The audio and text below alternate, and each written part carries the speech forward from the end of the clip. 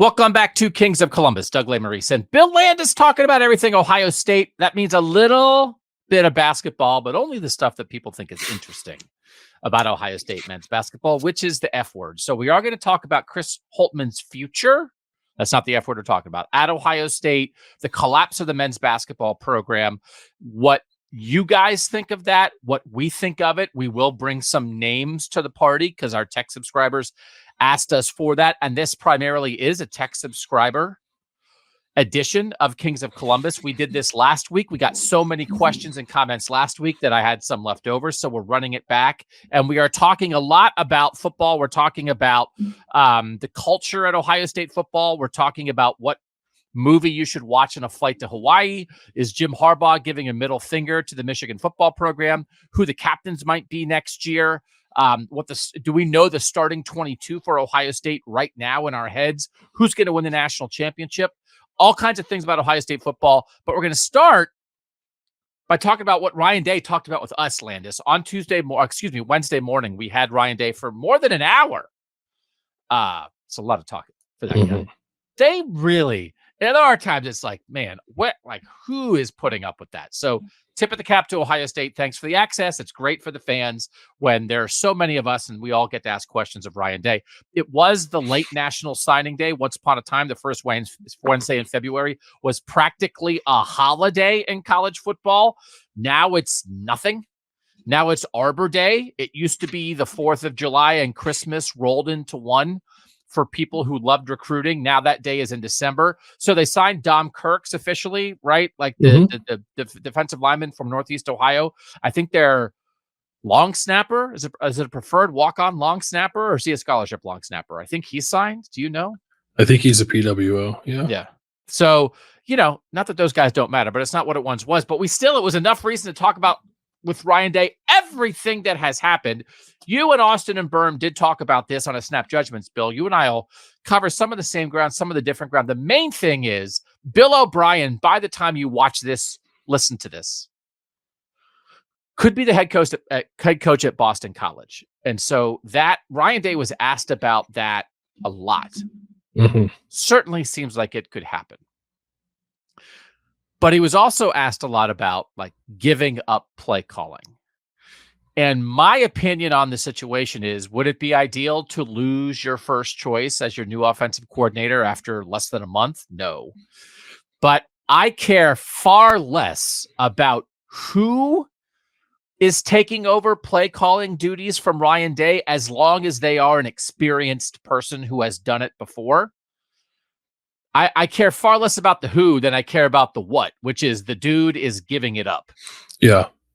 Do you agree with that? Yeah. I mean, with the caveat that as long as the person he hires has experience and doesn't have to be the same experience as Bill O'Brien. And Ryan Day talked about contingency plans, kind of for everything, but specifically for this. And there were people that were talked to during the process of identifying Bill O'Brien that could come back into play. Perhaps some new names. There is a little bit of time, I think. They start spring practice in 4 weeks, but I've also not really gotten the impression that Bill O'Brien has been real nitty gritty with figuring out the offense just yet. I don't think there's been a lot of meetings with players. There's been some staff meetings, but nothing that couldn't be overcome, I think, by a new hire rather quickly. So I'm not worried about that either.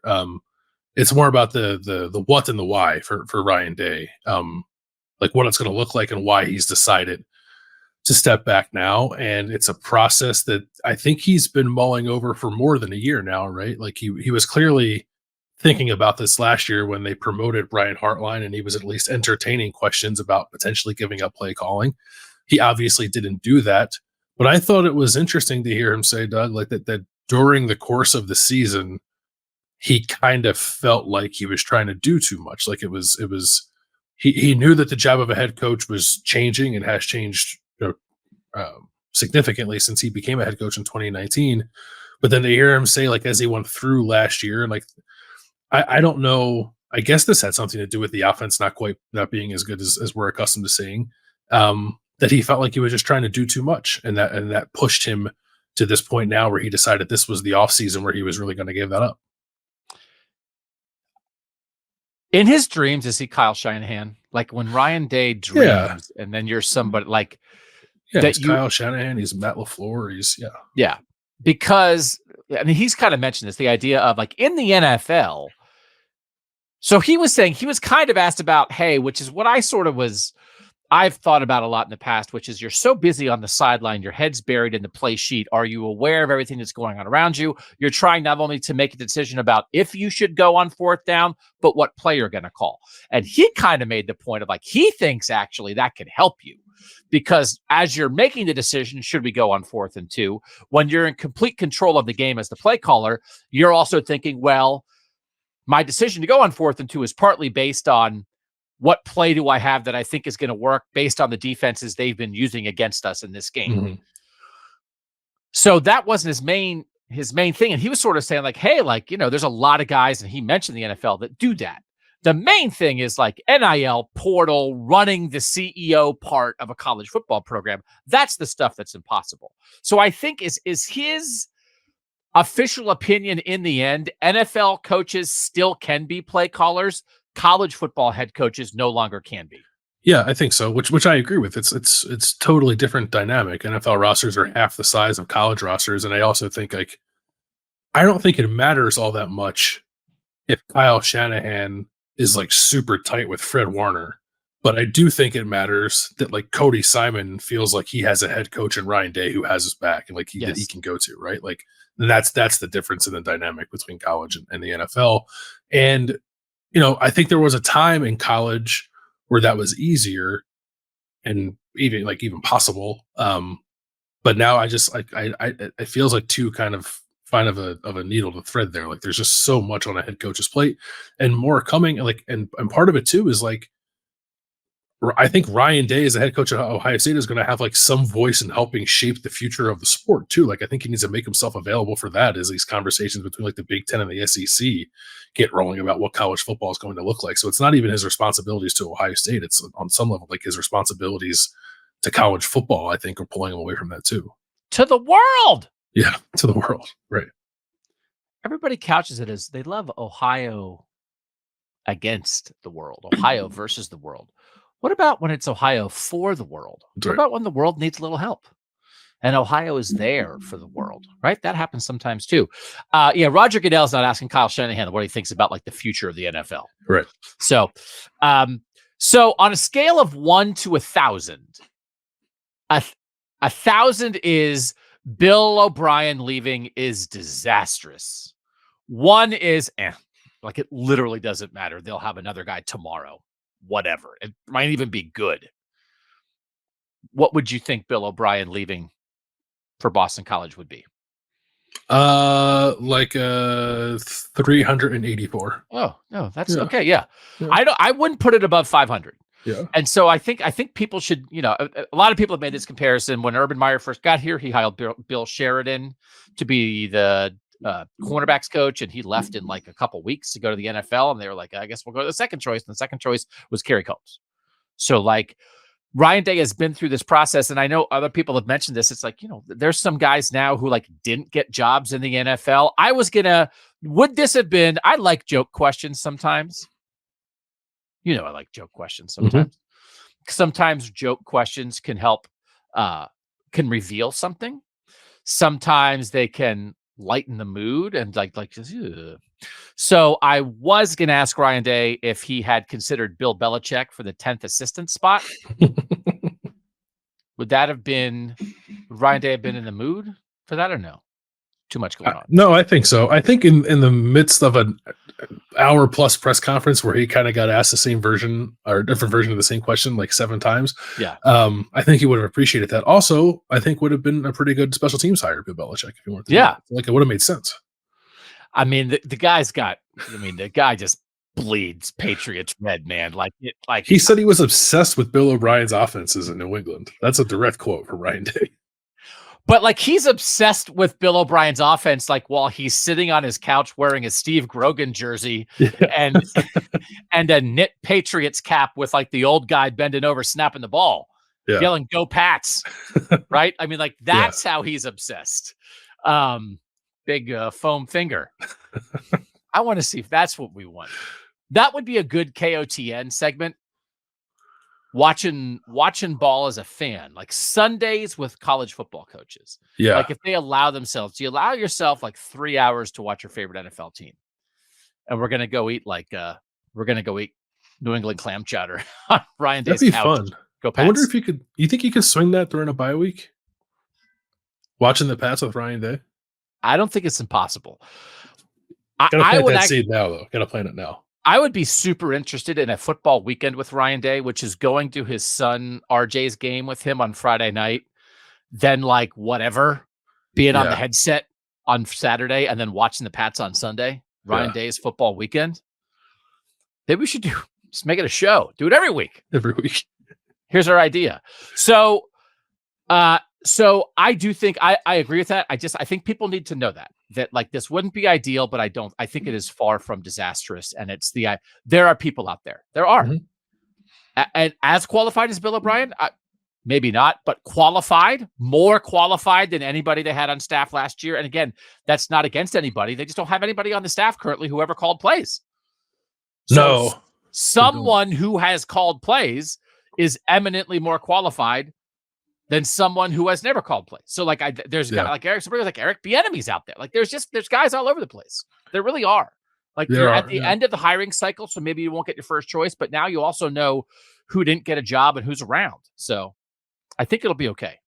I think it'll be okay too. And it'll be very funny for us anyway. Like I often think back, and I think you've mentioned it a couple of times, about the conversation, the mini video that you and I and Ari did after the Fiesta Bowl in 2016, where we talked about Ohio State hiring Chip Kelly, and it said they hired Ryan Day. And now it'd be very funny if they ended up just hiring Chip Kelly in 2024. Yeah. I mean, everybody freaking out about this thing that, college coaches don't want to deal with this stuff and they're leaving and there's not going to be anybody good left to coach college football. The Chip Kelly conversation, he's currently the head coach at UCLA, and the report was he was in the mix for NFL coordinator jobs. That sounded like a Jeff Hafley conversation. Man, just get me out of college. I want to go to the NFL. So I don't know if it would be appealing to him if he's just like, I just don't want to be in charge anymore. Lynn, I'm like, yes, if I'm the quarterback's coach and the play caller, I have to deal a little bit with NIL in the portal. But like, is that enough of getting away from like the big picture decisions that every college football coach has to make? Like, I don't know. Do you think it could happen? Do you think it's feasible? Chip Kelly, Ohio State offensive coordinator, and B, would you want it to happen? I do think it's feasible. So as we're recording this, there are reports that he is in the mix and like heavily in the mix for the Seattle Seahawks offensive coordinator job. If he doesn't get that, I do think it's feasible, because I don't know if the Chip Kelly stuff is so much I want to get away from college football. I think it's just I want to get away from UCLA, which like the relationship there between he and Martin Jarman and like the administrative support for Chip Kelly does not appear particularly strong. In fact, sometimes it feels non-existent, to the point where they were like throwing out trial balloons about firing him last year. So I think it's that. So yeah, I definitely think it's feasible if he ends up not getting an NFL offensive coordinator job.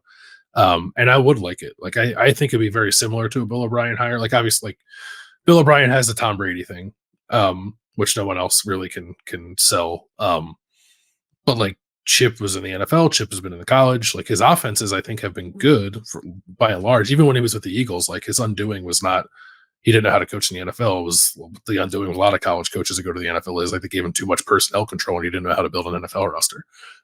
So if he can come to Ohio State and call plays and coach quarterbacks and like only have to recruit a couple of guys every cycle and otherwise just kind of draw it up and call plays, yeah, I think he could definitely do that at a high level at Ohio State. Yeah, I wouldn't be afraid of that. I just think there are options. There are going to be options out there. The thing that Ryan Day brought up about maybe, so the 10th assistant spot, so O'Brien's like in the 9th spot right now. Like there's still an actual open spot from the firing of Parker Fleming. And Ryan Day said he thinks they'll have a decision made within the next week. But he's still deciding whether that might be a defensive coach, whether that might be a full-time special teams coach. And one of the things that is a factor in that is he's considering how much he wants to be involved in special teams. And if he is he could be like the de facto special teams coach, and then you wouldn't need a full-time special teams coach, and other people could help out. Matt Guerrieri, who's the new safeties coach, has been mentioned. Maybe he could help out on special teams. There are plenty of places. Ohio State used to do it where you divide up the 4 special teams groups, and there's a position coach who's in charge of each one, right? So punt return, kick return, and like you're good to go. But often in those situations, I think Urban Meyer would have qualified for that. De facto special teams coach Greg Schiano, I think, is that way as a head coach. Like it was a big thing when John Harbaugh got hired by the Baltimore Ravens. He had been a special teams coach in the NFL. People like that. I love the idea of Ryan Day being the de facto special teams coach for Ohio State. I think it shows growth as a coach because offense is fun. Special teams is, it's a little bit more of a grind. Now you get to pick when you do the fakes, but there's not as much. If I was a special teams coach, I would fake it 36% of the time. Yeah, well, I want to know what you think of it because I said this on Snap Judgments because I think Ohio State special teams, in addition to being just bad the last couple of years, is like pretty unimaginative and not weaponized. I think the way that it could be. Do you think it could be a little more interesting and fun if Ryan Day tries to like scratch his play caller itch by getting a little weird with the special team stuff? And I do think when you have someone who's not qualified for the job like Parker Fleming was, then he's just trying to get by. I'm not sure that he's like tugging on Ryan Day's shoulder, being like, oh, here's time for a fake. Can we fake it now? Can we fake it now? He's just like trying to keep his head down and be like, dear God, please not another penalty. Right. So like when Ryan Day, who could be more empowered on special teams than the head coach? But the main thing I like is you get your hands on everybody. So now you're talking with linemen. You're talking with receivers who are your gunners. You're talking with cornerbacks and safeties and linebackers who are your coverage guys. And they talk about it all the time at Ohio State. They talk about it this way everywhere. Great players play special teams. It's a great place for young players to get on the field to show that you're going to be a player, and you build relationships like that. And you get your hands on everybody, and you're down in the dirt with a freshman linebacker, and you're telling Arvell Reese, I need you to do this. And you're talking to Austin Saraveld about what you need him to do blocking on this field goal. And like all that stuff, it just ingrains you in a way that doesn't happen when you're coordinating or play calling on a single side of the ball. So I love it. I'd rather have the 10th spot be a defensive coach and then spread it out. And so I like it for that. If they just hire a full-time special teams coach, that's not what I would choose. But I love it for the program, and I love it for Ryan Day if he would be that involved.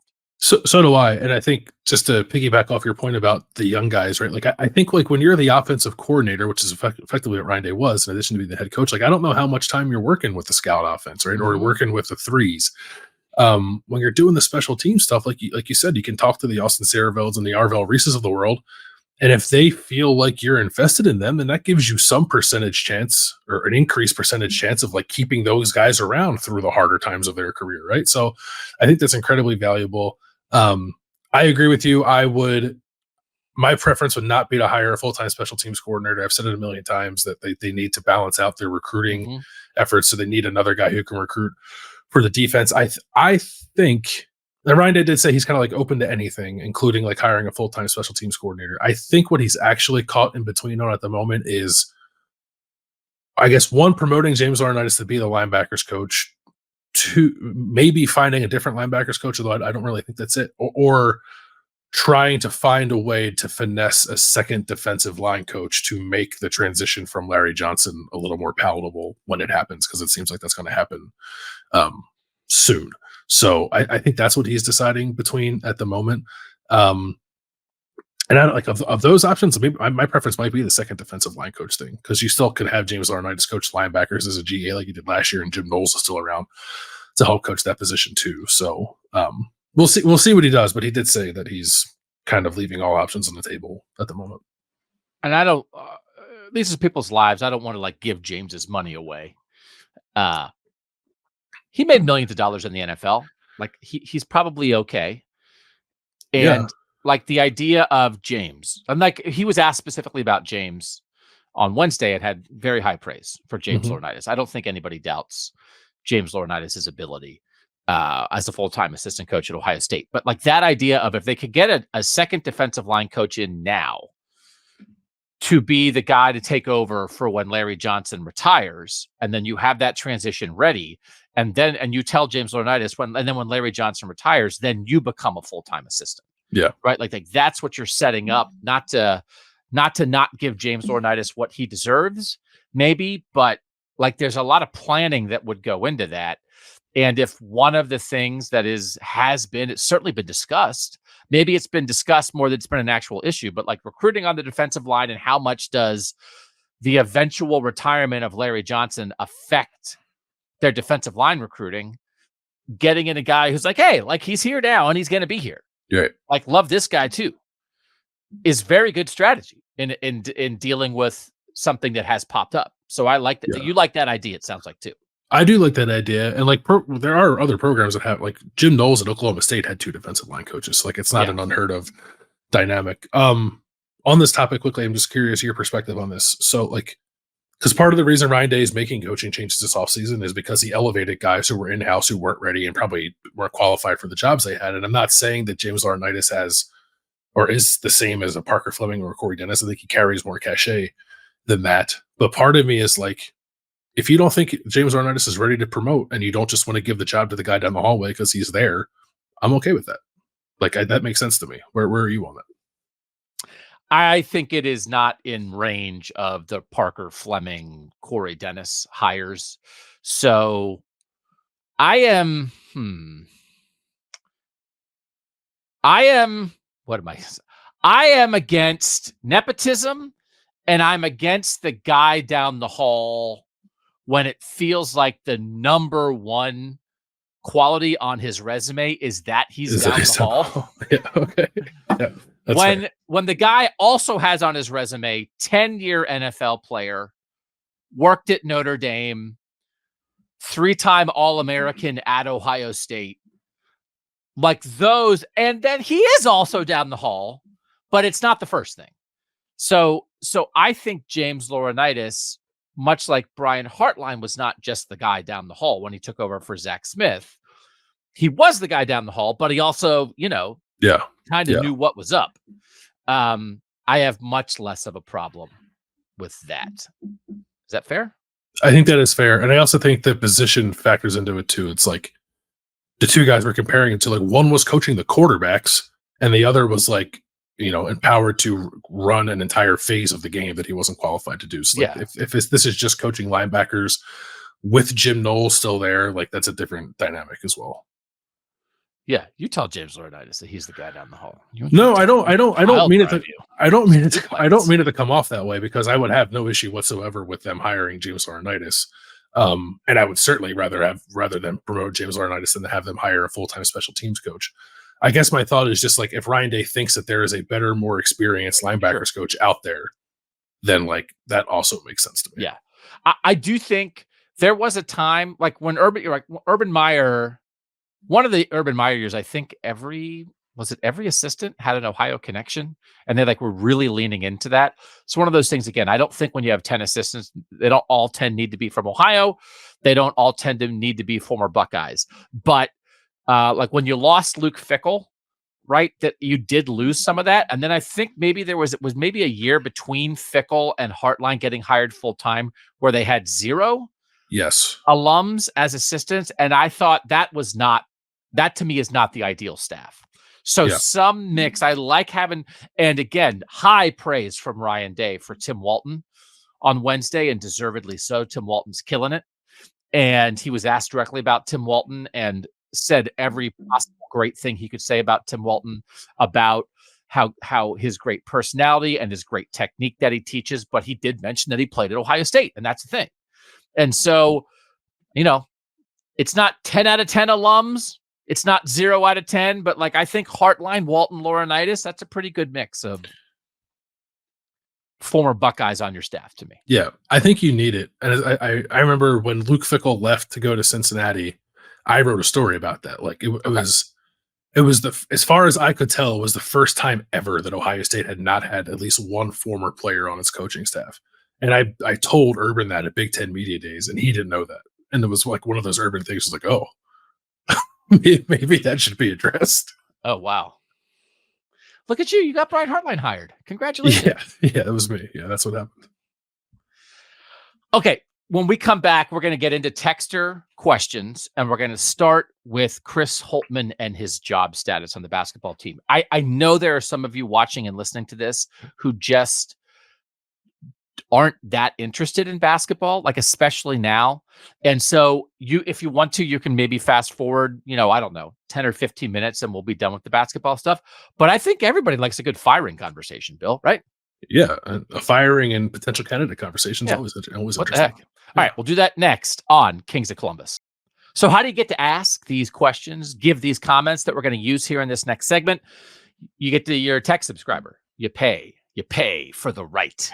And we appreciate it so much. 614-662-4509. That's how you sign up. You send a text to that number. You get a link back. You sign up. You get a 2-week free trial.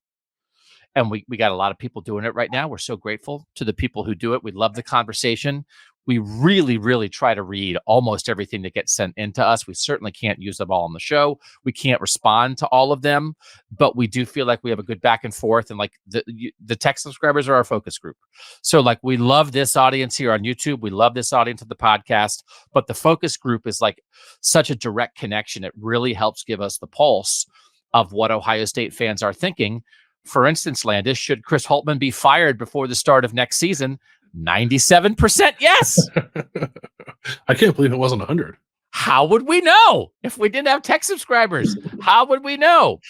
Do you believe Chris Holtmann will be fired before the start of next season? Only 77% yes. There are 20% of the people who think he should be, but don't think he will be, which will lead us to our first actual texter question. This is from our guy, Ron in Jupiter, down there in Florida. He's been with us forever. We love Ron. He says, this is my daily/yearly question. How has Chris Holtmann not been fired yet? And these are some questions that we didn't get to last week. This is a week old. This is before the 18-point collapse against Indiana in the second half on Tuesday night. How has he not been fired yet, Landis? You actually have an answer for this. Well, I think there's two things. One is the money, right? He got a contract extension after their season where they last went to the NCAA tournament. So 2 seasons ago when they went to Pittsburgh, they beat Loyola Chicago and then lost to Villanova. Got the extension right after that. At the time, there were 2 years left on his contract, which would have run till the end of this season. Now he's got 4 more years beyond this one, I think is what it is. And it's fully guaranteed, so it's a lot of money. At the moment, it's like $14 million that Ohio State would owe him if they fired him. I mean, even if they waited for that kind of the deadline to pass, it would still be upwards of $10 million that they would owe Chris Holtmann to fire him. And I don't know that Ohio State wants to be the kind of athletic department that paid a $9 million buyout for Thad Matta to leave. And then, relatively soon after that is paying a little more than that to get rid of the next basketball coach. So I think that's part of the hesitancy. But I also think too that there was like an understand, and I'm not saying I agree with this, but I think there was an understanding, at least last year, that they were going to take some lumps as they like tried to reset the roster and play a little younger. And part of the contract extension, I think, was reassurance to Chris Holtmann that he'd have some job security through a lean year or two. But I don't think anyone imagined that this year would look like last year. So I think that does change the dynamic. But I think the reason he hasn't been fired mostly at this point is money, because you're talking $10 million to get rid of your basketball coach, and I don't know if Ohio State wants to do that. Do you think he should be fired before the start of next season? Yes. Do you think he will be? Yeah, I kind of do. I kind of do now. I think, like barring some kind of crazy turnaround or like making the NCAA tournament. Yes. I think he will be too. I think he should be, and he will be. I thought there was a non-zero chance that we wake up Wednesday morning and it's done. And we've talked a lot about this. Yeah, me too. All you guys watching and listening know this. There's a complicated athletic director scenario that Gene Smith is still the athletic director. Ross Bjork has been hired as the next athletic director. Gene Smith is in charge through June 30th. On July 1st, Ross Bjork takes over. How does that affect this? Ted Carter's the president for all of it. So I don't think that holds them back, but it is a little complicating. But I thought that loss Tuesday night was almost like and that was it. kind of loss. I mean, that happens in sports. It's not stand alone, but it's the straw that breaks the camel's back. So this is another question along those lines. This is Jacob W. Is it officially Ohio State fan malpractice to continue defending Holtmann? Asking for a friend, he said. Again, this is a week old, but I do think, like Landis, I don't know that there's anybody left who would do that, but what matters is the fans, and so what matters is the program, right? And that is not against players and coaches, but you and I don't work for players and coaches. We do work for the fans. Yep. And I could not understand somebody like who loves the coach at the expense of the program. And I think if you're defending Chris Holtmann at this point, is there a way that you could defend Chris Holtmann and want to keep him and believe in him in a way that is positive for the program, that you think, no, don't be too quick to do this. I know this is the guy for the good of the program. Let Bruce Thornton and Roddy Gale and Felix Okpara get to their junior year, and that's when it's all going to come together. Because that would be the defense that's left. Sure. Is that in a reasonable defense in any way for the good of the program? No, I would understand it, I think, but I don't think so. I think we're past that point. I guess I would draw a line between defending Chris Holtmann and then like supporting him still while he's the head coach, like wanting to see them kind of pull out of this and see if they can't salvage something this season. Like believing and wanting your team to somehow still find success, I think is perfectly reasonable. But I think the way you put it is probably the right way. Like defending anything that is deficient at the expense of the program, I think would be malpractice on the part of a fan, and assuming you're a fan that wants the best for the program, right? So I don't know. I would have a hard time, I think, wrapping my mind around that. So the thing that I think makes it difficult is that he's killing the program, killing it dead. Attendance. His first year, the attendance for the home games for the men's basketball team in 2017-18, 13,495. The year after, 13,900, then up to 14,500 in year 3. Then we had the COVID year, 13,200, 12,100. This year, it's 10,500, man. 10,500 home attendance. It's 9th in the Big Ten. Like the apathy, that costs you money. So like, yeah, the buyout costs you money, but so does destroying your basketball program, which by their financial records from last year, everybody knows this. It's the only 2 programs that make money. Football made $55 million. Men's basketball made $10 million. So when you're averaging 3,000, 4,000, 5,000 fewer fans per game, and at the heyday under Thad Matta, they were above that. Like that's money out of their pockets. So there's a cost to keeping him. There is not only a cost to firing him. And that apathy is real. I asked our tech subscribers on a scale of 1 to 10, what is the highest level of interest you ever had as an Ohio State men's basketball fan, right? So we're trying to figure out, like, do you care when they are good? Like, how much do you care? They said they were at 8.72 on a scale of 1 to 10 was the average. So that's pretty high. And there's a lot of people voting like, hey, man, when it's going great, I was a 10. Based on that, I said, what's your level of interest right now in men's basketball? What do you think it was, Landis, scale of 1 to 10? Like a 4.2? 2.99. Oh, wow. 8.7 at their max, under 3 right now. And then just as a side note, I said, what's your level of interest in the Ohio State women's basketball team? Which I do think we've said that. Kevin McGuff, Ohio State's trying to push this women's basketball team, which is currently 10-1 in the Big Ten, tied for first in the conference. They're tied with Iowa. They beat Iowa, which is Iowa's only Big Ten loss. They beat Caitlin Clark. They're number 5 in the country. They have a roster built on high school recruiting with a good mix of transfers. Kevin McGuff said for the first time they are getting Southern players to come to Ohio State. He said, we've tried to recruit the South before. We never had success. That Ohio State basketball brand, that women's basketball brand is traveling now. So like the Ohio State's trying to push it. They brought in Kevin McGuff Wednesday morning after we talked to Ryan Day. It's a stark contrast. Like it's different, but it's similar enough. And women's basketball in the Big Ten is good right now. Men's basketball in the Big Ten is bad. And in the tough league, Ohio State's tied for first. And in the bad league, Ohio State's 13th out of 14. Yep. And so I said, what's your level of interest in the women's basketball team? It's a 5.2. So like this is as good as women's basketball has been at Ohio State in a while. And it's, it's still a 5.2. It's not an 8 or a 9 or a 10, but that's a 5.2 for the women to a 2.99 for the men. So it's just like, if you are interested, this would be a great time for any Ohio State fan. If you're an alum, if you grew up in Ohio, if you feel like you have a connection as a Buckeye to their sports teams generally, just get on board with this women's basketball team. They have two. The hard thing is, and this is another, I counted. We're going to get to candidates to replace Chris Holtmann in a second. I want to do an old man rant first. Peacock, Tuesday night. I am interested enough in Ohio State basketball to want to flip them on. I am not interested enough to buy a streaming service that I don't currently have to watch them. I get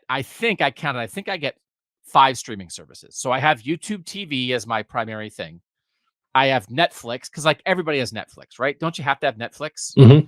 I have Apple because they have For All Mankind, and there's a couple other shows that I like. I have actually we had Amazon Prime, but we got rid of it just because you get free packages, and it's like you want a movie with your free package, so we kind of do that. And then I have the Disney Hulu combo thing, right? So like those, I'm a Disney guy, and like Hulu has has New Girl and How I Met Your Mother and stuff. But like we don't get Paramount Plus, we don't get Peacock. So the men were on Peacock on Tuesday. The women, their next 2 games are on the road. They're both on Peacock. And so they're back home on Valentine's Day. If you want to go watch them in person, I don't know if I'm sick of the Peacock, but like I'm here to criticize Chris Holtmann. I didn't watch the game on Tuesday night because I'm sorry that I didn't get a 6th streaming service to watch this 3-9 basketball team. Is that where we are? I counted up on my YouTube TV while Ohio State was on a streaming service that I don't want to pay for. There were 7 other men's college basketball games that I could have watched that I don't give 2 squats about. I don't want to watch Clemson basketball. I don't want to watch any other basketball. I don't even want to watch Ohio State basketball. It's like a crash now. But that I was so angry. Is it okay to be angry about that world, or am I just screaming? No, there are 7 games that I'm paying for and don't want, and the only one I want is on this freaking thing, and I don't want to watch Poker Face, and I don't want to pay to get the freaking basketball game. I'll give you the new password for ours so you can watch it. You can go back to using my account. I'm willing to pay for basketball. I am not willing to pay for bad Ohio State men's basketball. Yeah. But now maybe I want to watch the women this week, and I'll have to get Peacock. Oh God. Yeah. And By then the way, it was Chris Collinsworth's kid apparently was doing the game. Is that right? Did you watch the game? Yeah, it was him and what's his Hummel, name? Right? Robbie Hummel. Yeah. Why is Chris Collinsworth's kid doing basketball? I don't know. He's not good. Yeah, I don't know why he does it. I forget. Hummel used to do it with Jason Benetti on ESPN. They were really good together. Yeah, Hummel's all over the place. He's on 14 networks. I like that. I don't think Jason Benetti does basketball anymore. I'm so mad. But yeah, Collinsworth's kid is not good. I was just looking at this as you were ranting because I was curious. Last game of the regular season for the Ohio State women at Iowa. At Iowa. Is it on Peacock? I can't imagine. I think when they played the last time, they put the game on big NBC. I'm sure they'll do that again. That could be for the Big Ten regular season title. That's going to be. And then Iowa's going to storm the court and just knock over 13 Ohio State players. Okay. We'll see if the Ohio State player flops after it happens. So you said it, not me. So the Flopgate. This is the other thing so the one thing that I pointed out is that Thad Matta's last 2 seasons, when he got fired, he was 18-18. Those 2 seasons combined in the Big Ten. The last 2 seasons right now, so far for Chris Holtmann, they are 8-24 in Big Ten play, which is mind-blowing. And sometimes you just have to do a little math and put numbers together so that you can have a full grasp on how terrible something is. That's the only reason to know math. How terrible is it? Last 2 years, Big Ten regular season conference record. Purdue 25-7, Illinois 19-12, Northwestern 18-13, Indiana 18-14, Michigan State 17-14, Wisconsin 17-14, Iowa 16-15, Maryland 16-16, Penn State 15-16, Nebraska 15-17, Rutgers 14-17, Michigan 13-18. So that's Purdue on top, and then 1, 2, 3, 4, 5, 6, 7, 8, 9, 10, 11 teams between 19 and 13 Big Ten wins. Big squishy middle there for the taking. Mm-hmm. Ohio State 8-24, Minnesota 8-22, and Minnesota's on an upswing this year. Ohio State's the worst men's basketball program in the Big Ten right now. I think that's probably right. And I always reference it. I know people are probably tired of referencing it. And I think Gene Smith has backed off some of these comments since he made them to me on the day that Chris Holtmann was hired. And I think he's backed off some. I can remember it now. I was almost like getting in a fight with Gene Smith because I was saying, like, you are setting the standard for Ohio State men's basketball too high, because he said this should be a top 15 program consistently and sometimes a top 5 program. And I was basically like, you're crazy. And he's like, why? Why not? Why not? I think our people deserve that. I think our university, our program deserves that. And like, it's still up. It's a Cleveland.com story I wrote back then. You can find it. Gene Smith's expectations for Ohio State basketball are higher than ever, maybe too high. If you read it now, it blows your mind. Because if Ohio State was 16-16 in the Big Ten the last 2 years, you'd be like, wow, they are way below that standard. They're 8-24. It's unrecognizable. The athletic director who made the hire on the day the hire was made and what the program is now, it is a different universe. It's wild, brother. Are you sure? Are you sure that Gene didn't mean top 15 in the Big Ten and occasionally top 5 in the Big Ten? If they keep Chris Holtmann, they are not going to make the Big Ten tournament next year, because next year there's going to be 18 teams in the Big Ten and they've decided only 15 get to go to the tournament, which I actually think is kind of crappy. I don't know why they can't figure out a way to have a bigger opening round. Yeah. Ohio State will be at home. Candidates. This is from TK. Doug and Bill, if you're talking basketball, bring a list of realistic coaching candidates. So we did that, and my list of realistic coaching candidates is every single coach in men's college basketball other than Tom Izzo, Bill Self, and John Calipari, and tell me why I'm wrong. I don't think you're wrong. I think Ohio State should be able to take a swing at really anybody in the country that it wants to. Because I think I would be curious, like if Gene walked back those comments, and he probably should, I guess. And he has to various degrees over the years. We don't know what Ross Bjork thinks Ohio State basketball should be, but I'd imagine he thinks it should be as competitive as possible. So if that's the case, then you should be able to go out there and hire whoever you want. You're Ohio State. Like you're right. Like I don't think you're going to pay to get Bill Self away from Kansas, or Tom Izzo from Michigan State, or John Calipari from Kentucky.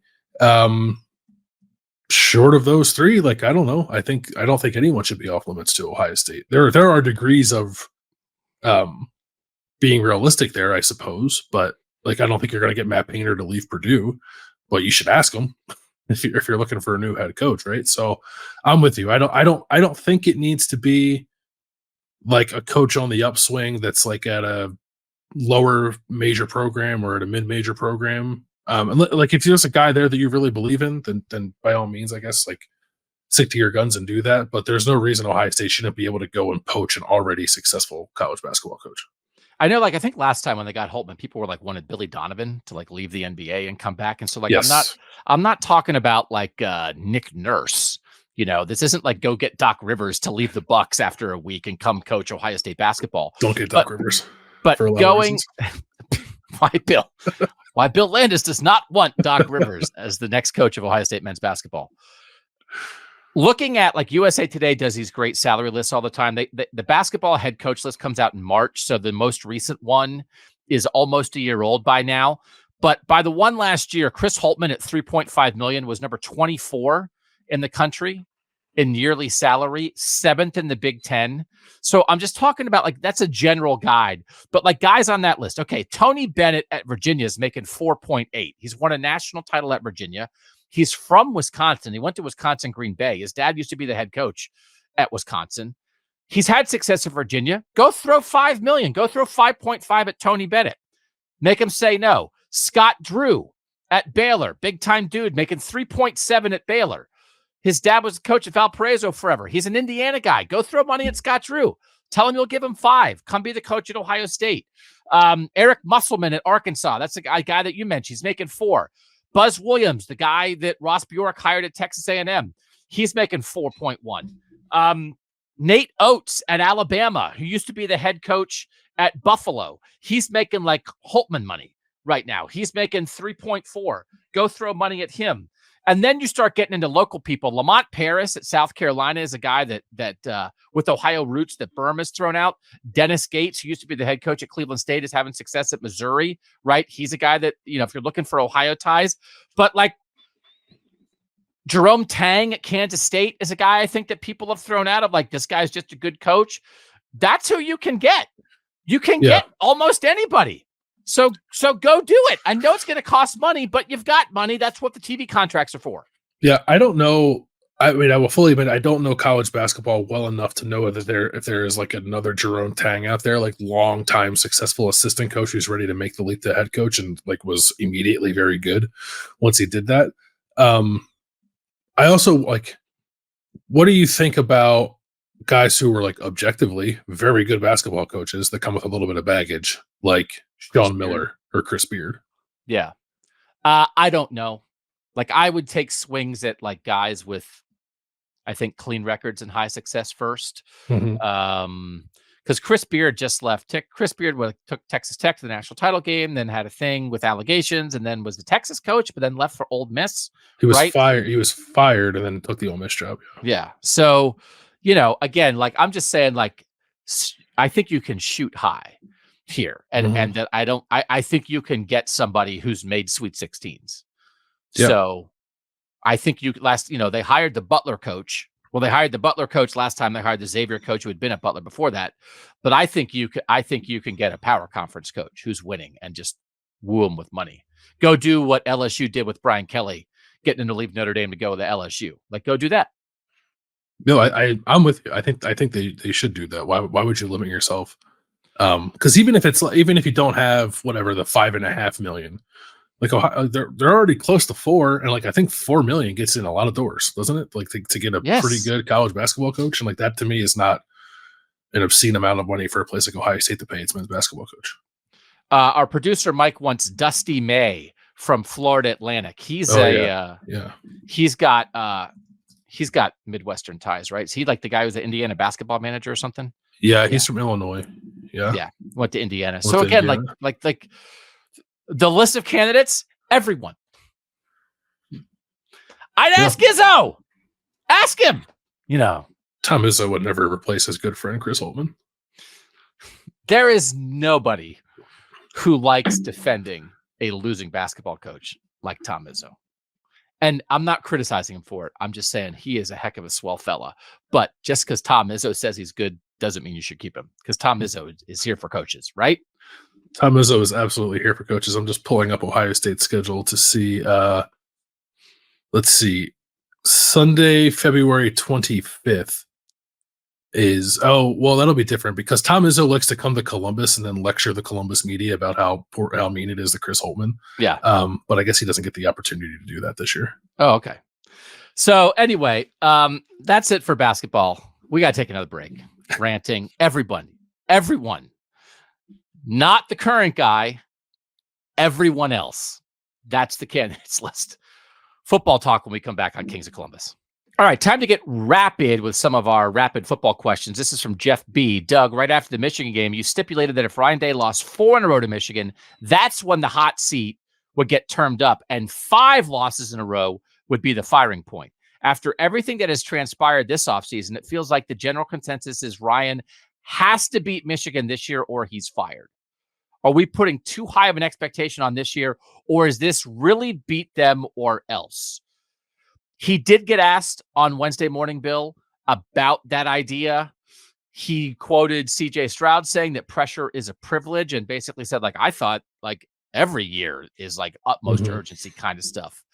I think I have also said, like, this is not really the conversation I want to have around Ohio State football for an entire year as they bring in Quinshon Judkins and Caleb Downs, and as they add Julian Sand, as they get JT Tuimoloau and Emeka Ibuka to stay, and as they, change up the coaching staff. I don't want to have a year-long conversation about, well, if they don't beat Michigan, everybody's fired. But we can have it every now and then. Do you think it's true? No, I don't know that we're there quite yet. And like, obviously the addendum to that is like they can lose to Michigan and make a run in the playoffs still, right? We're in a new world. So like I would need to know what that looks like before I answer the question. Like if they lose to Michigan again and then don't make the semis or don't win a national title, I think then he enters the win or else season. I don't know that he's in it now. And I think the AD change plays into that too, right? I don't know if Ross Bjork is going to fire Ryan Day 1 year, or not even 1 year, like 7 months or so into the job if he doesn't beat Michigan.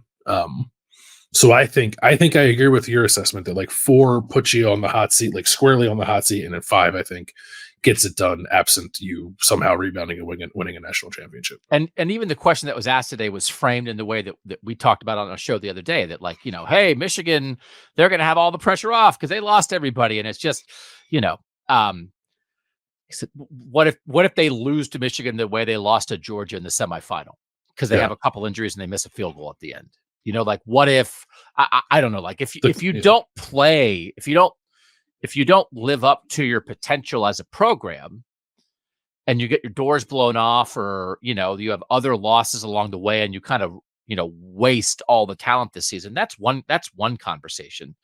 But, just like beat Michigan or else, I think we're in the right place. That like this would get you on the hot seat. It would not finish it. So, but do you think there is context that we clearly don't have now that could make this beat Michigan or else? Like if I don't know, because I don't think Ohio State's like going to be bad. Like if I think the context of the game would matter. I do think the idea that like Mike Vrabel is sitting around. There was a report today. I guess Luke Fickell on Wednesday said that he thinks Mike Vrabel doesn't have a job. He thinks Mike Vrabel might hang around Wisconsin football a little bit this year. So that means Mike Vrabel, Luke Fickell's best friend, is going to be like hanging around Big Ten football. I think like that idea adds a little tiny bit to this. Mm-hmm.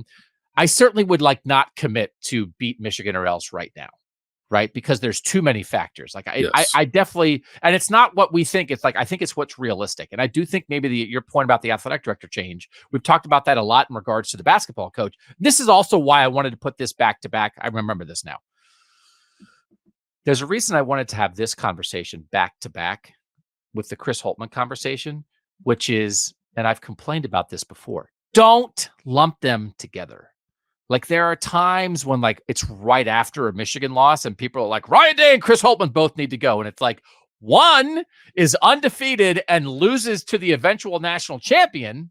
The other is in 13th place in the Big Ten. Let's not act like it's the same. It's not just like, oh, it's not good enough. That's not, I'm getting red in the face. Like this just, nobody in the text, like none of the texters are doing this right now. Just like preemptively, like you have to be able to have tiers to like unacceptability. This is not acceptable, right? This is not good enough, but this is not good enough does not always mean fire everybody.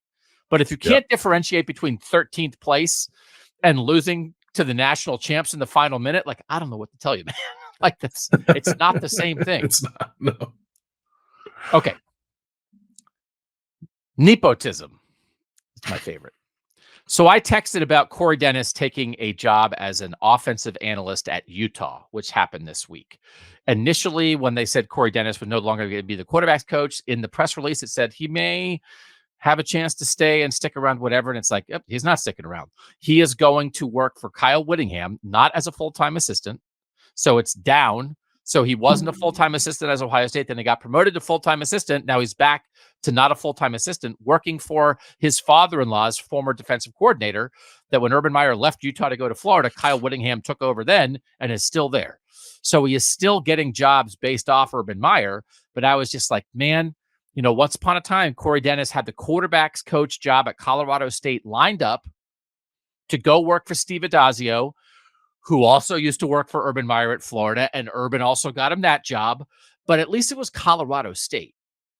Mm-hmm. And to go from a staffer at Ohio State to a full-time assistant at Colorado State seems okay to me. And if they just should have done that. I know it's Mike Yurcich left, the job came up at Ohio State and he stayed. It allowed, his wife and his family reasons you want to be around. That's great. But he wasn't qualified for the job, and just go strike out on your own. So it didn't work out for anybody. And I just was complaining a final time, because I feel like my main nepotism things, Brian Ferentz doesn't have a job. Corey Dennis didn't get a full-time assistant job. I've lumped Jay Harbaugh into my nepotism complaints at times, but Jay Harbaugh was going to follow his dad to the Chargers and instead took the full-time special teams job with Mike McDonald with the Seattle Seahawks, which again is somebody that he worked with, but at least he's not related to him. And it's I don't think it's his dad making Mike McDonald hire him. So that, unlike Steve Belichick, who was working for his dad with the Patriots, is now the defensive coordinator for the Washington Huskies for Jed Fish, who worked in New England with him for a little bit. But again, it's not the same as being related, or not the same as what Ryan Day did for Urban Meyer's son-in-law. So I was complaining one final nepotism complaint, because I don't know, what are the nepotism things in college football that are front of mind for me right now that I have to complain about? It doesn't feel like there are that many left that I'm aware of. Mm-mm. Okay. I can't think of any. So I was complaining about, no. And then Carl sent this in and said, my dad told me at a young age, it's who you know, not what you know. And was kind of going into this thing about, Doug, hopefully you can move on and hammer Ryan Day about his lousy in-game coaching decisions instead of Brian Ferentz's offense or where Corey Dennis is working. So he's just making the point. He said, few coaching hires are made without friendship or family links. I get the coaches hire their friends. I get it. It's when someone is clearly not qualified and only gets the job because of who they're related to. And I think we're able to differentiate between those things. And so I'm not saying that hiring, I still don't like hiring your friends. Hire the best qualified person. It expands your pool. It's better for everybody. It's better for the program. It's better for the industry. But I know you're going to hire people that you know, but I'm never going to stop complaining about this. So I understand how Corey Dennis and Brian Ferentz are different than others things, but the next time it happens around any program that I have anything to do with or I'm covering in any way, I'm going to complain about that too. So just be aware. I know how the world works, but I hate nepotism. Is that okay? Can I hate nepotism? I think it's okay, because I also think it's for me, it's almost independent of the results, right? I'm more interested in the process. If Ryan Day hired Corey Dennis because Corey Dennis is Urban Meyer's son-in-law, and Corey Dennis turned out to be a really good quarterbacks coach, I still don't think that was a good process to hire him. Right? You kind of got away with it. No, and nor do I think, being privileged enough, I suppose, to grow up a coach's son or have those kind of connections preclude you from being good at the job. But I don't think it means you get to leapfrog people because of who you know, right? That also rubs me the wrong way. And I know it happens in every walk of life. It's not specific to football, but football is what we cover. If we covered corporate America, we do the same thing. Yeah. So anyway, I won't complain about it for now because I vanquished it. Mm-hmm.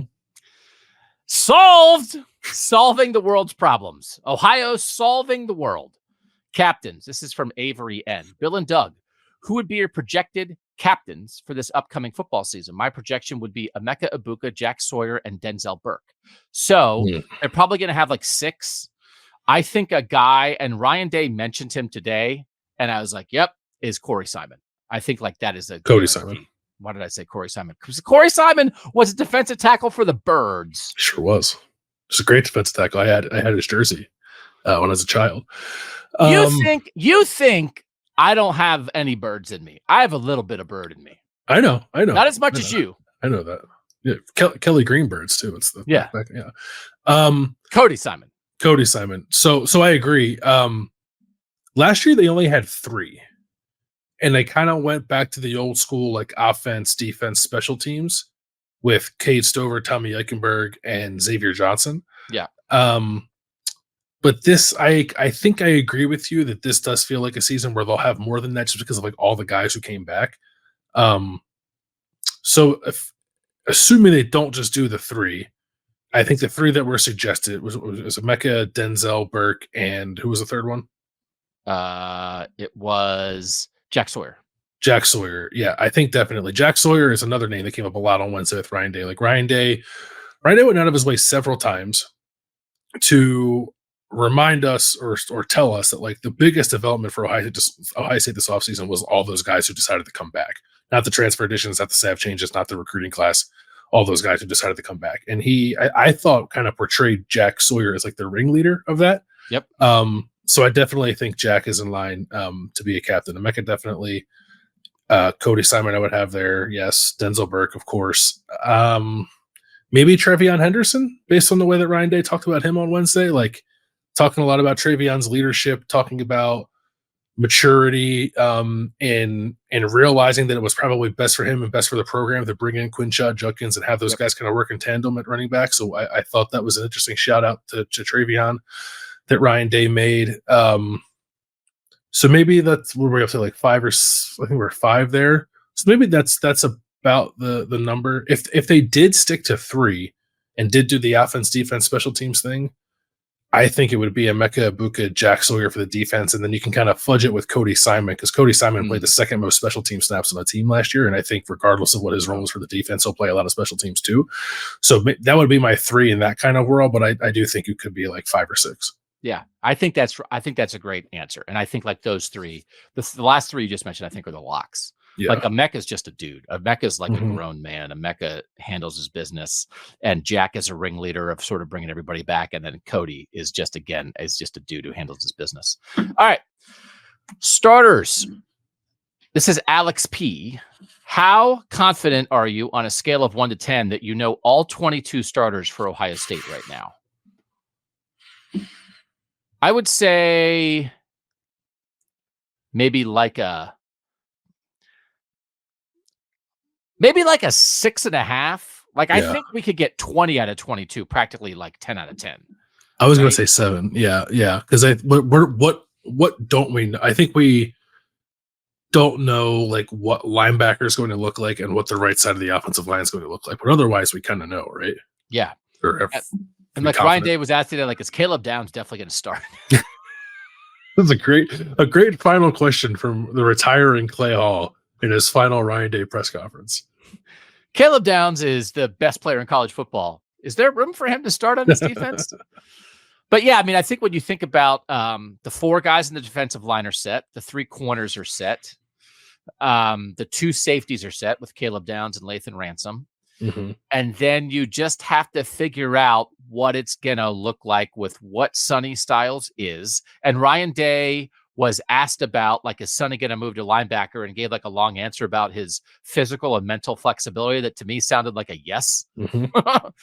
and exactly how that fits with CJ Hicks and Cody Simon. But like, and then offensively, I think the 3 receivers we would know, like we feel pretty good about Emeka Egbuka, Carnell Tate, and Jeremiah Smith, probably, right? We feel good about Will Kazmarek at tight end, Trevion and Will Howard in the backfield, and then left side of the line, as you said, with Josh Simmons, Donovan Jackson, and Seth McLaughlin at center. And then it's just a matter of whether Josh Fryer is a guard or a tackle. Mm-hmm. And if we were going to try to do that right now, I think I'd put Fryer at guard and Luke Montgomery at tackle. Or you could put Fryer at tackle and then like the Luke Montgomery, Tegra Shabola winner at guard. Right? Yeah. If I had to pick, I would say it's Josh Fryer at guard and Luke Montgomery at tackle right now. Okay. Yeah. So I think you and I would agree on the 22 we'd put out there. What would you, if you had to do linebacker, would you do Cody Simon and Sonny Styles as the 2 linebackers? Yes. With like CJ Hicks, like as a kind of float player. Like Jim Knowles actually embracing that idea and using the position this year. And the idea that of like Jordan Hancock as the slot corner safety really is kind of on the field running down and passing down. There's no more of like a half Hancock, half Styles thing there. Yeah. Because you want Jordan Hancock on the field. So, okay. No, I think, and we're not saying anything that most fans wouldn't be able to come up with on their own. There's no like inside information here. So we're rolling the dice a bit on the right guard, right tackle. But I think maybe you and I, with what we just said, if we're pretty united in let's put Montgomery at right tackle, I think we might feel like maybe we're at an 8 out of 10. Yeah, I think that's fair. Yeah. Barring everyone staying healthy. All right, Jim Harbaugh. This is from Drew P. Not too much more about Jim Harbaugh leaving, but with him poaching staff to take to the Chargers, doesn't it feel like a bit of a middle finger to Michigan? So he took Ben Herbert, the strength coach that people made a big deal about. He took Jesse Minter as a defensive coordinator. And then just the most recent one was Mike Elston as the defensive line coach. And by the way, this now ends my inability to differentiate Mike Elston from Mike Elko, which is good for me in college football. Do you ever have trouble with that?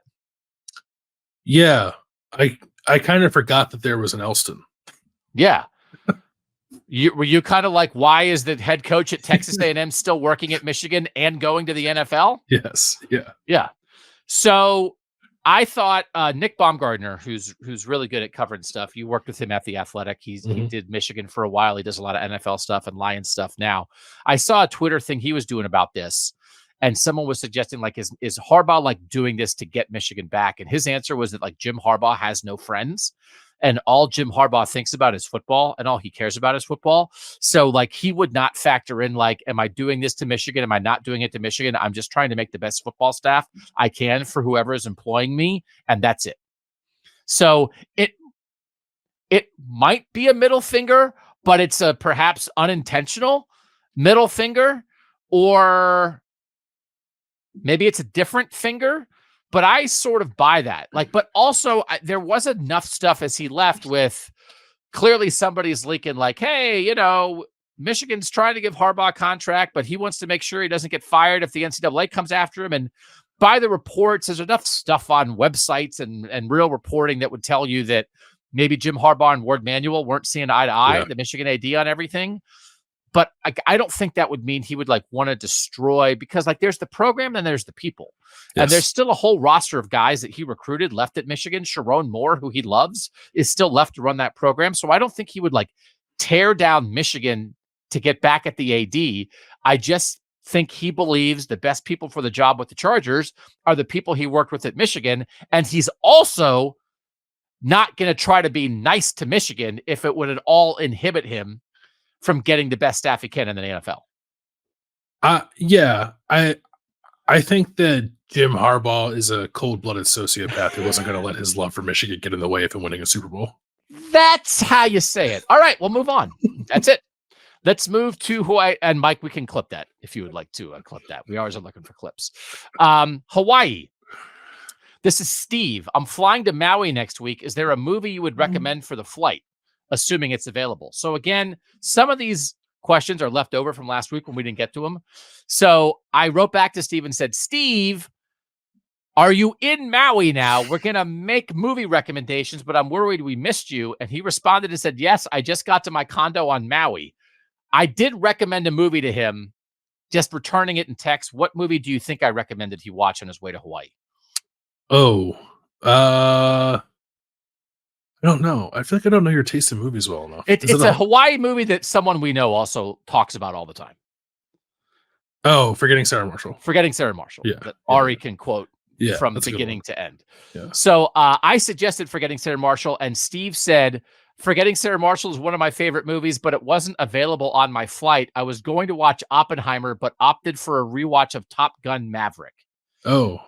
And then he sent a picture of him in Maui, which is awesome. And he said, I don't always drink Mai Tais, but when I do, it's with the Podcast Daily, Kings of Columbus and Kings of the North. So Love Steve that. Could not be more of our guy. When you are watching a movie on a flight, do you want to watch a movie that you're excited to see that you've never seen before? Do you want to watch an old favorite? Like, do you want action? Do you want to cry? They have the movie, like the airline commercial where people are crying, right? Yeah. Watching a movie. Like, what are you looking for in an in-flight movie? I want to watch something familiar. I don't know that I want to watch something new on a flight. But I'm a very nervous flyer. Like I'm not in the mental space to like focus on a movie in a way that like I would actually enjoy watching something new. And I think part of the familiar is like kind of like calm me down a little bit. Yeah. So I would err on the side of familiar. Forgetting Sarah Marshall is an excellent suggestion. Hawaii themed. It's not the same caliber of comedy as Forgetting Sarah Marshall, but like 50 First Dates, the Adam Sandler film, was also set in Hawaii, and it's not a bad movie. Like if I could, like I think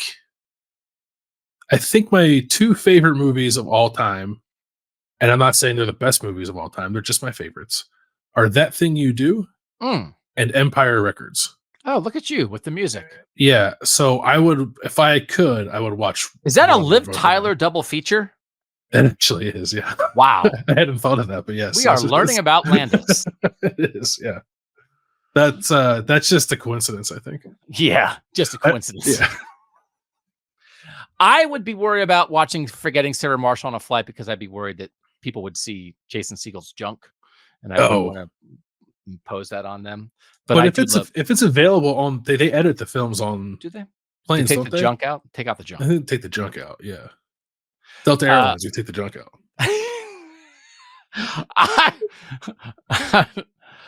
When I fly, I demand the full junk. I will sue. Do not edit my choices. What did I do? I hit a button. Everything went away. All right. Let's get off of Jason Segel's junk. Austin M. I thought that I may have, a thought I've been having is that I think Kyle McCord leaving and losing to Missouri might have been the best two things to happen to Ohio State this year. So Austin goes into a long description, and I like everything he had to say. We don't have the time to share it all, but it's basically like McCord forced their hand to go do something and not sort of accept, maybe the status quo. Yeah. Do you believe that those two things maybe forced Ohio State and Ryan Day into decisions that they wouldn't have otherwise made on their own if Kyle McCord had stayed, and if they had just had Kyle McCord and then they beat Missouri 24-14 in the Cotton Bowl? I think I don't agree with that. Maybe that helped nudge them in the right direction.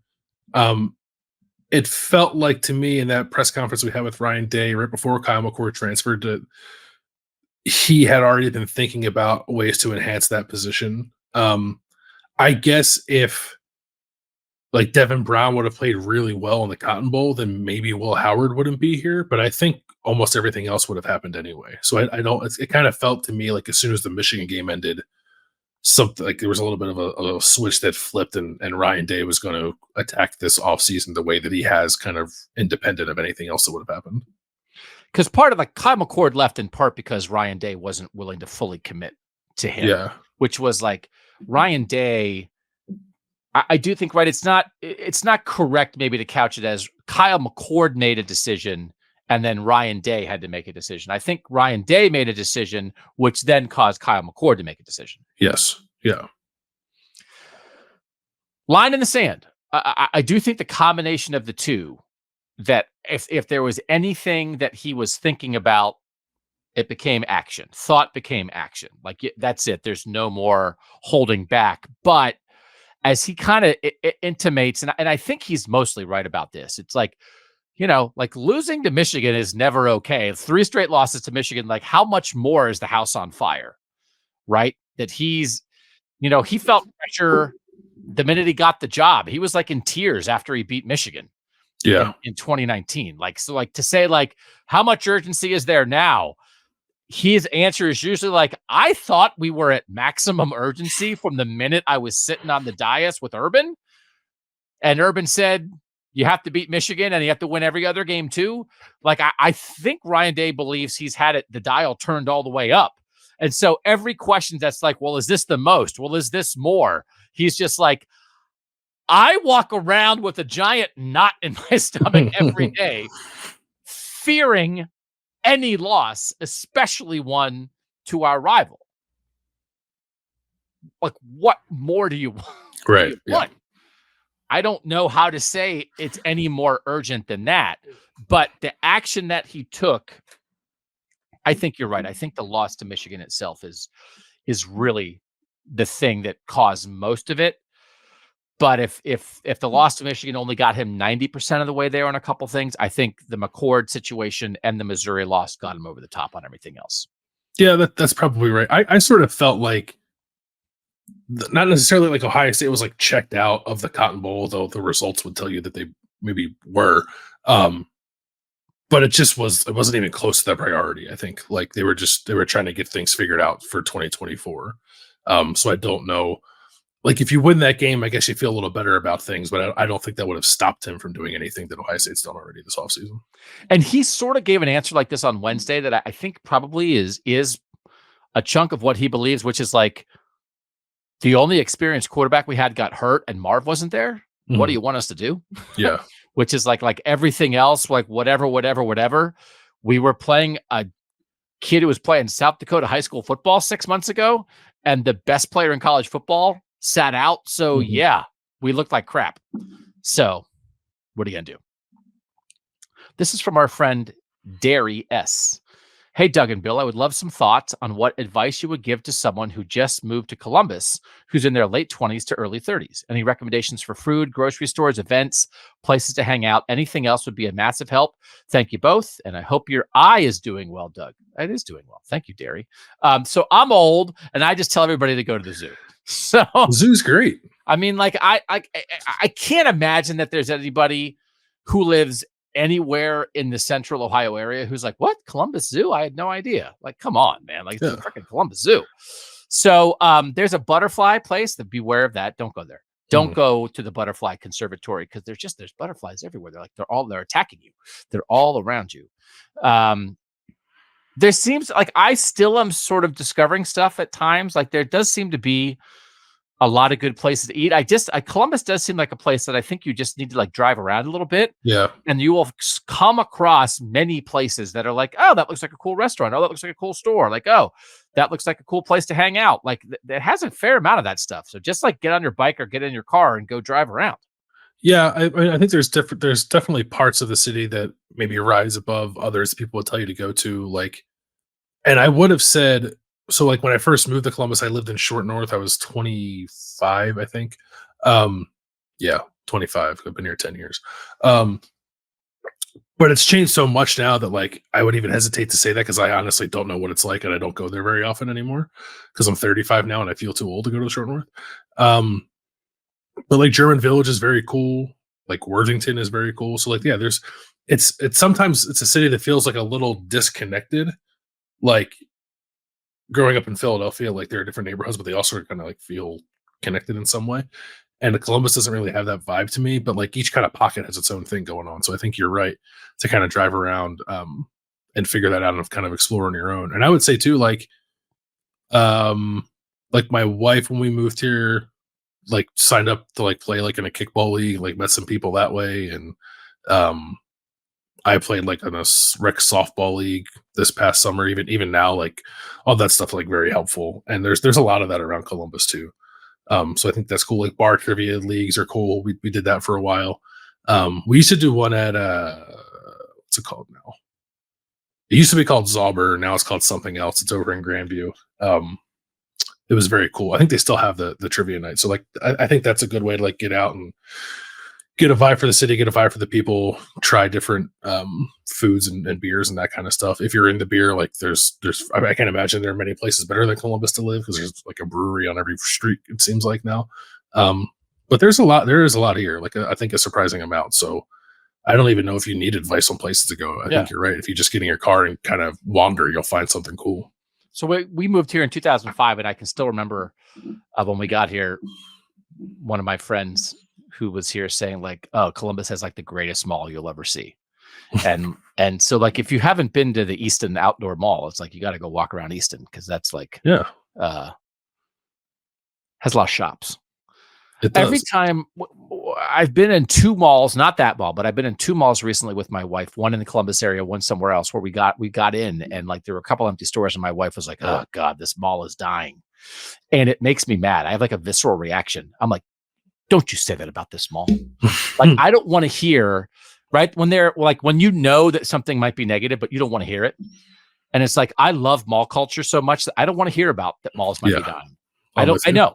Yeah, I see the empty stores. I know they might be dying. And I don't mean to have this reaction. I'm not mad at you. I'm just mad at the situation. Because who wants to buy stuff online? You have to try it on. You have to walk around and look at junk. How can you live online? You could go to a mall. I'm going to be. We have to keep malls alive. So go to the malls in Columbus. It's a good mall. It's a good mall city. Polaris and Easton. Little Tuttle Mall action. It's great. That's why I live here. I'll never leave. People are always like, "Hey, why did that coach take that job?" It's like, I would do that.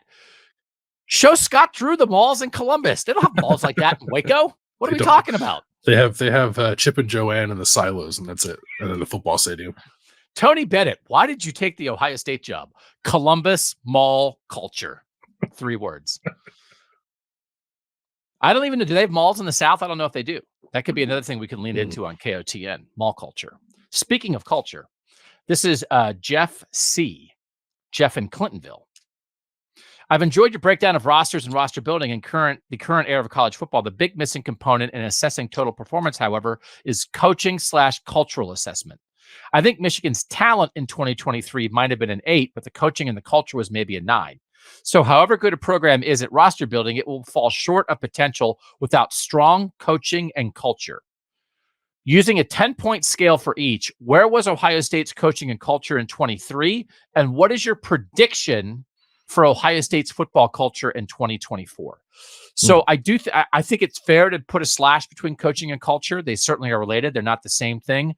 First of all, from the Michigan perspective, I think a lot of people have said this. I don't disagree with anything there, right? I mean, I do think Michigan's the only thing I would disagree with is I would put it at a 10 and not a 9. Yeah, the talent was very good, and we're going to keep pounding that until people don't doubt it anymore. Michigan had very good talent, but the coaching and culture got them over the top.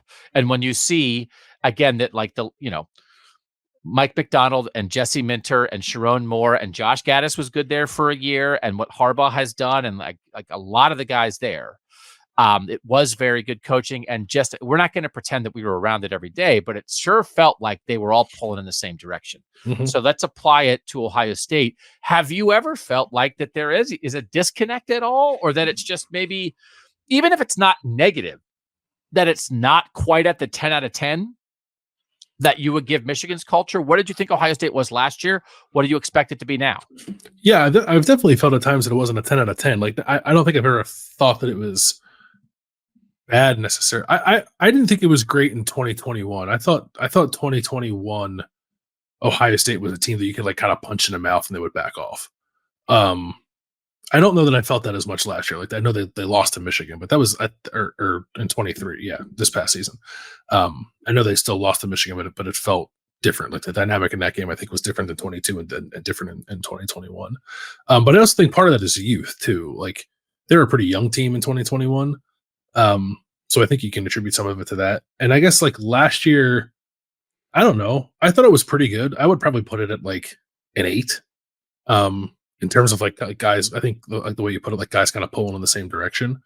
They had some talent deficiencies at positions. I think that was their biggest issue, more so than the culture piece of it. But I think it has an opportunity to be a 10 this year because of all the guys that have come back. They're just going to be like a very old veteran team. And I don't know that you can be a 10 without that. And Michigan was that, like, in addition to being very talented, they were old.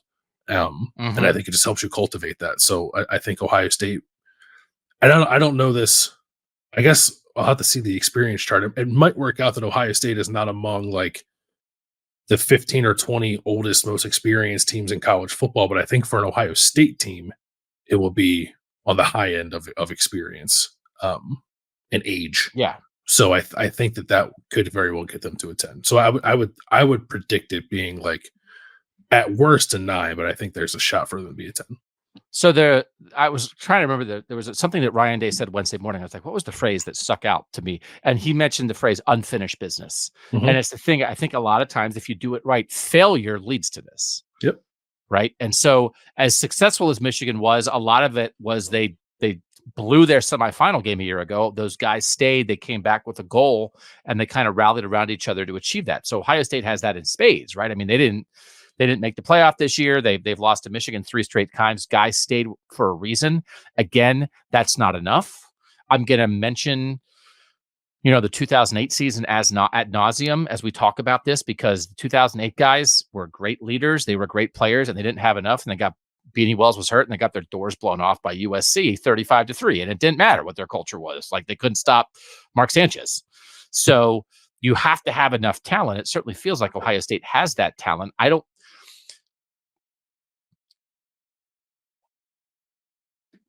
We have not loved the toughness conversation, that Ryan Day more often than not is the one who starts that conversation, because we feel like, is it fair to say we feel like he too often ties the toughness conversation to running the ball?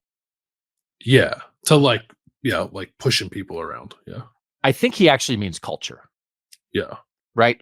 Like that's resiliency. It's like resilience and attitude, and right, that like you're not going to be stopped. It's not about, do you have to run between the tackles on 4th and 1, but it's about like the determination that you're not going to be stopped. And that if you are stopped, the resilience that you're not going to be stopped the next time. Right. And so like, I do think, I actually think that maybe it's just a word, but I think like the use of the word toughness has maybe gotten them off track on their culture conversation at times, because it's not really about the plays you call. It's about the way you approach it. And you want to be tough in your approach, but you can be tough in your approach and throw it to Emeka Egbuka on 4th and 2, right? Yeah, Can't you? Yeah. Yes. Yeah. Definitely. I don't think, would you agree with this? Ohio State does not have a culture problem. Ohio State's football culture was not as good as Michigan's in 2023. Yep. I think that's right. I think that is true of the last 3 years. Yeah. Okay. That would be a place where Michigan had an edge, and maybe they stole the sign for culture. Maybe that helped. Whatever that was. Connor Stallion stole that one first. Yeah. A couple more. Ooh, this one I just like throwing this out. I'd love when people ask questions like this. This is Alex D. Who wins the Natty this year? Love it. Who wins the Natty this year? Because you and I did on KOTN, and I would direct anybody to that episode. We did our 12-team playoff brackets, but we didn't pick it. We didn't pick who's going to win. We just imagined how the season will play out to create that 12-team bracket. So then who do we think is going to win it? And this is first blush off the top of your head. I did no research. I don't know. Kind of answer. I think Ohio State's going to win it. Yeah, I mean, how could...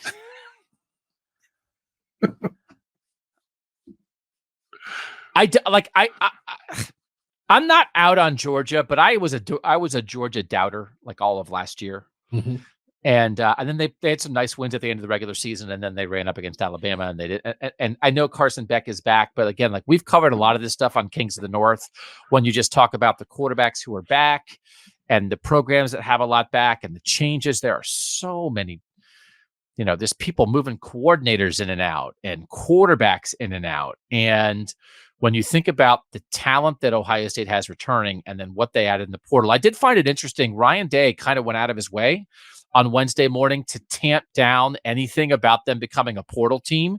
He basically said, we took as many guys in the portal this year as we did last year. We are still filling needs. And hey, we got 3 Bama guys because Nick Saban retired. What are you going to do?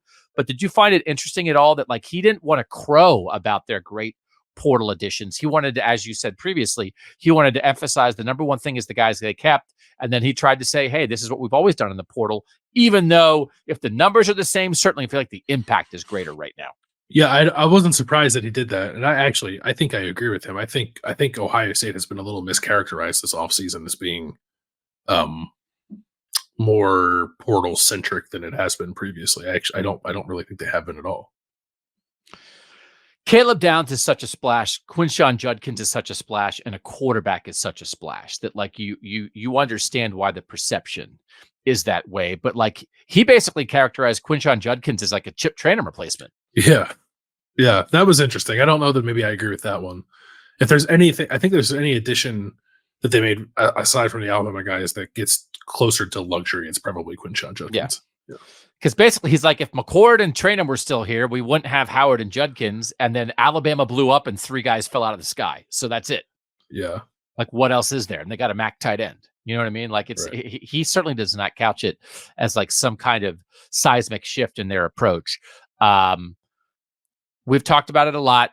The idea that like Georgia and Ohio State are going to be the top 2 teams in the preseason poll the way it starts right now. And if we're having that conversation, I certainly would lean Ohio State compared to Georgia right now. Because again, like Georgia, just like, Georgia lost like a lot of the guys who kind of make them go, like Brock Bowers is a game changer and Ladd McConkey is like blowing up at the Senior Bowl and stuff. Like they got a few defensive starters, I think, to fill in too, if I'm not mistaken. I think their secondary is in pretty good shape, but like they really wanted Caleb Downs, So like I think Ohio State probably has a higher talent level among their starters than Georgia and fewer holes right now. So if that's the conversation, and if you want to go off the board, and again, like spring football, I'm super excited for. A year ago, I came out of spring football all fired up about Florida State, right? So like maybe there will be teams that are like, holy moly.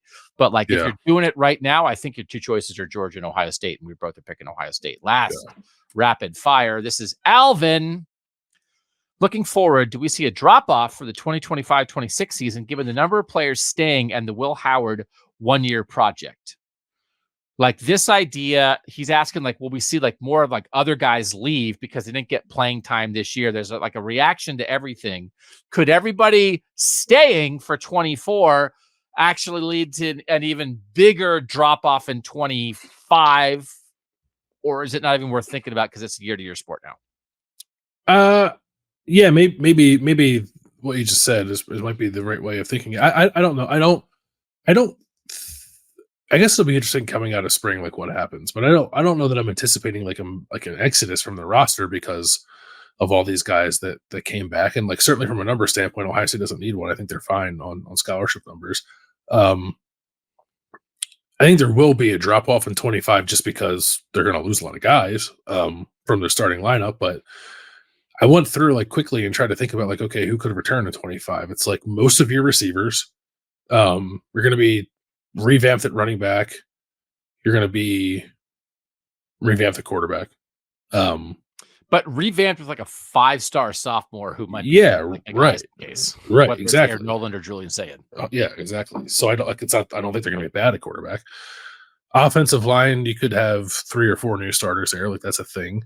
But it could be better. Yeah, it could be. Like the defense will have a makeover of sorts, but like you're still going to have Sonny Styles, you're still going to have Caleb Downs, you're still going to have Jermaine Matthews. So like there are dudes coming back in 2025 that I don't think it's going to be these stinking corners that Tim Walton's bringing in who might play right away.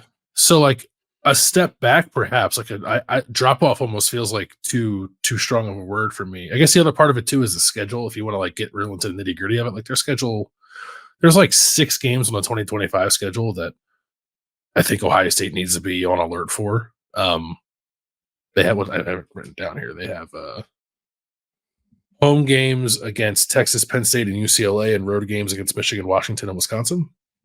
So like that's not an easy schedule.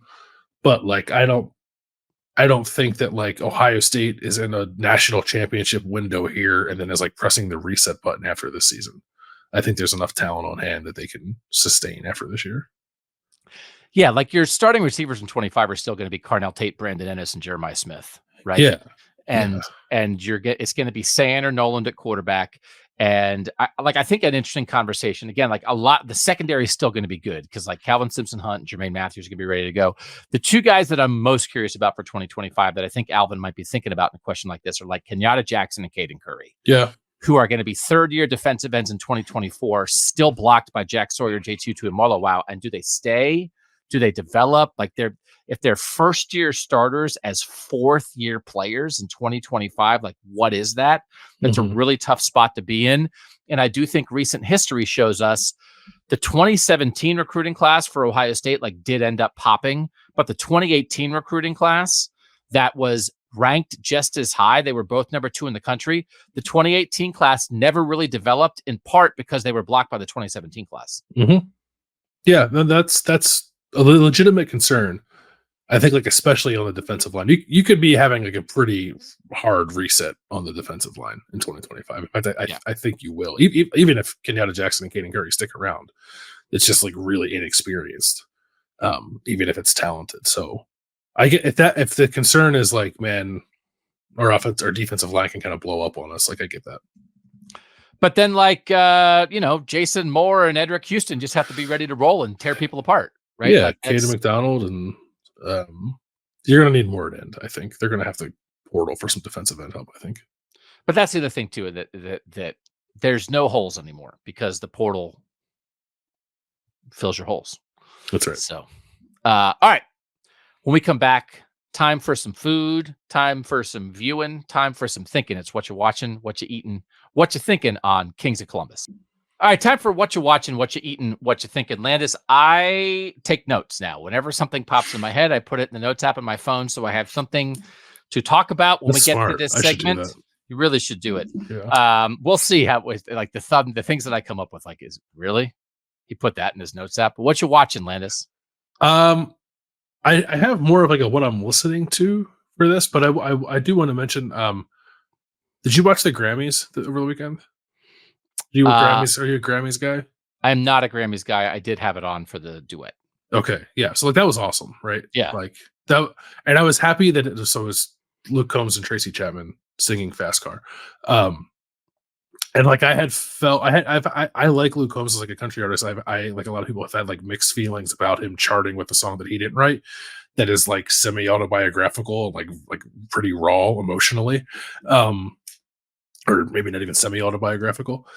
So like I was really happy to see that like Tracy Chapman like came out and sang the song with him and was like featured more prominently than he was as he was getting recognized for singing that song. It made me feel better about it. It was a really good version. I felt like a rendition of that song that I've liked for quite some time. But my listening thing is a podcast that I used to listen to a lot and like got away from and like kind of got back into as I've tried to de-sportsify my podcast feed because like it's all sports stuff. And there is a podcast. This is also music related. It's called Columbia House Party, which I think is a really good name. Remember Columbia House, like that you used to buy CDs through Columbia House. So it's called Columbia House Party. And I originally got into it because they were like talking about a lot of albums that I liked in high school, like, like mid-aughts emo kind of bands, like punk pop kind of bands. But it's not just that. Like they've done episodes on like No Doubt and The Killers and The Cure, and a bunch of other bands that kind of like span multiple decades. And they just like go really in depth on like the history of the bands, which is cool, but mostly like how that album came to be, the process of recording it, and then like how that album kind of like stood the test of time and like its place in popular culture.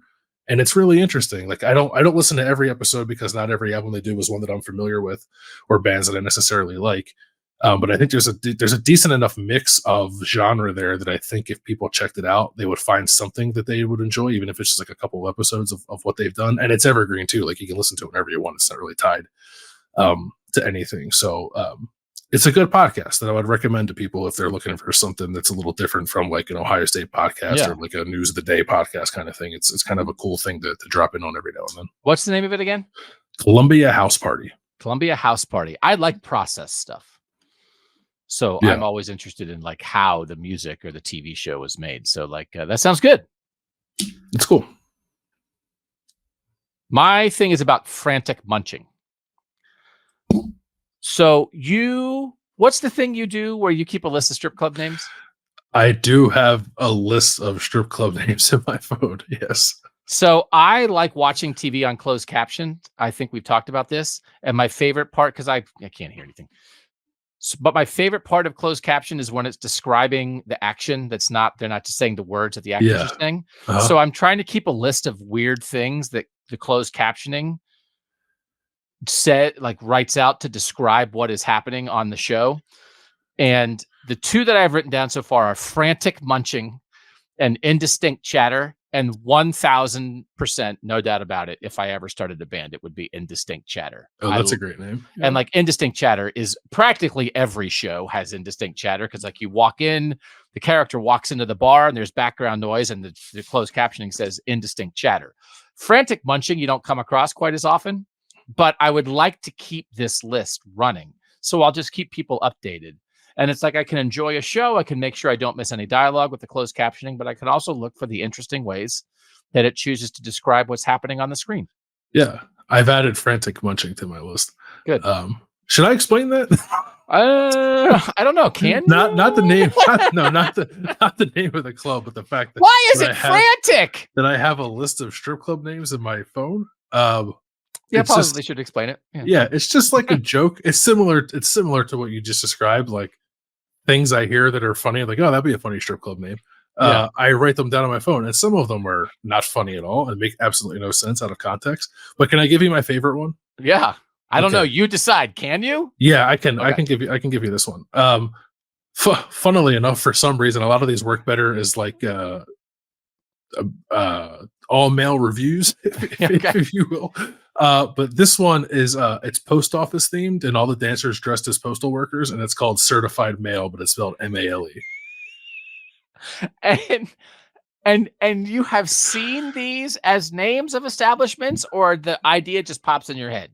Both. Most of them are ideas that pop into my head. I'm trying to think if there's another family friendly one that I could a family friendly strip club name to come up with. How about a one? It's in Pasadena. It's Rose Bowl themed, and it's called Granddaddy's.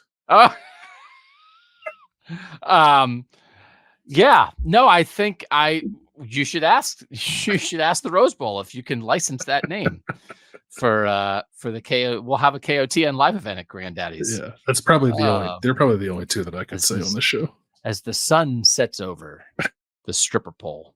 All right, what you eating? So I actually had this for lunch today.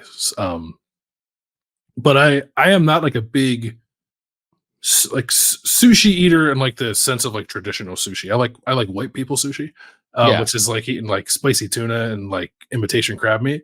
But Fusion in Columbus they call it sushi. It's made with chicken. It's not sushi. But they had like a teriyaki chicken roll, which was just like I guess it's like a cabbage wrap with rice and then teriyaki chicken in the middle. Yeah. And then like a little sauce to dip it in. Nice. Very good. It's very good. Nice. I would highly recommend it. It was pretty tasty. My daughter has introduced me to it's like wonton nachos at Fusion. It's like you get sort of like all the Asian like toppings and vegetables and stuff with a protein. And then, but it's like eating nachos, but it's like wonton. That sounds good. Yeah, it's really good. So I've been having trouble with my bags of lettuce. Do you buy lettuce by the head, or do you buy like a bag of salad? Like if you want to have a little side salad. Bag, for sure. Yeah. So we always tell this story, like when my older daughter, I don't know, when she was like 4 or something, we like had a head of lettuce for some reason, and she like pointed at it and said like, "What's that?" And we realized, oh my God, like she thinks lettuce grows in a bag. Like we've never had a head of lettuce in our house before. And so I just buy bags of lettuce. I don't ever buy a head of lettuce. And it goes bad in like a day. Like the other day I opened it, ate half the bag. And the next day for lunch, I went back to it and it was bad already. But like when you go to Olive Garden, one of the best things about Olive Garden is like their lettuce is fantastic. And I'm just struggling with, I assume the answer is don't buy your lettuce pre-shredded in a bag, you lazy ding dong. But I want a wonderful at-home lettuce experience, but I'm lazy and stupid and I'm struggling to try to find a way to do it, because at the moment it really frustrates me when a bag of lettuce that's 3 days old is all brown and slimy. Well, they have like containers that are built to keep your vegetables fresher longer, right? So can you just take one of those and like just dump your bag of lettuce in there instead of keeping it in the bag in the fridge? If I'm going to dump it out of the bag, shouldn't I just buy a head of lettuce and shred it myself? You lazy idiot. No, I don't think so. You're okay with bags of lettuce? That's okay. There's a lot of them at the store. I guess a lot of people buy them. Yeah, it's just way more convenient.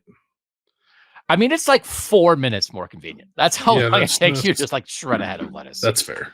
So, okay, maybe I'll get a thing, but I definitely will keep my eating every week will just be my latest update on keeping my lettuce fresh. What are you thinking? I am annoyed by what I think is a like new this year thing. Maybe it's happened last year. I can't recall. Um, Companies like bombarding us with their previews for their Super Bowl commercials, like Oh, rolling them out like weeks or even months in advance, like clearly pointing towards something bigger that they're going to have during the Super Bowl. And like, I like a funny Super Bowl commercial as much as the next person. It's one of the things I enjoy about sitting down on my Sunday and watching the Super Bowl. Like I'm not dismissing anyone who finds that enjoyable, because I find it enjoyable myself, but they're ruining it. Like I don't want to know 4 weeks in advance that Arnold Schwarzenegger is going to be in a State Farm commercial, or that right. Geico's bringing the cavemen back. So I don't know why they're doing that, because I understand the spectacle of a Super Bowl commercial and you want to let people know that you're going to have one, but I don't know why you would like give the conceit weeks and months in advance and kind of ruin the surprise. It is not building anticipation for you. No, it's making me want to go take my dog for a walk during a commercial break instead of sitting down on my couch and watching. Yeah, I think that's probably right. I think they're just trying to get bang for the buck, right? Because they're costing gazillions of dollars to have it. But yeah, there's one thing to appreciate a commercial in the moment. There's another to be like, oh, I'm so excited for this commercial. It's like, you're never going to get it. Right. Honey, the cavemen are coming back. Is anyone's reaction to that? I don't think so. They did a TV show on the cavemen from the Geico that I watched. I liked it. Nick Kroll was on it. He was one of the cavemen. I love that show. And even I'm not that excited about them coming. I don't need a preview of it. I agree with you.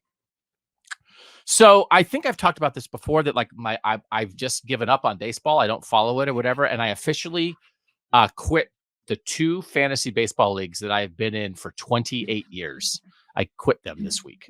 And so that is it for me as a fantasy baseball player. Again, like I tell story, like I remember drafting Albert Pujols, like when he was a rookie, like stuff like that. He's in Hall of Fame. Like, I mean, it's just like, I'm so old, but it is quite a thing. That's more than half my life. I've been in the same fantasy baseball leagues. It's like with the people who I worked with at my first job out of college. Smitty is our commissioner. He's like the greatest commissioner in the history of fantasy sports. He's the nicest stinking guy. And he just like made it so fun. And I just can't name more than 7 baseball players, and I'm just throwing money down a hole. So I just said, I'm going to stop. But it's quite a thing, man. There's not a whole lot of things in your life that you do for 28 years. No. So I was in an American league and a national league. It was like mostly the same group of people, same commissioner, same kind of thing. And I was in both. And you sign players to like I had Mike Trout in my team for like 8 years because I signed him to a long-term contract and stuff. And like it's just, but I'm out. So it's the longest relationship of your life, man. For real. 28 years is my max. So Were they bummed? Were they bummed when you said you weren't doing it? He said he was sad. Like the commissioner said he was sad. It's like, I don't know a ton of the people in the league anymore.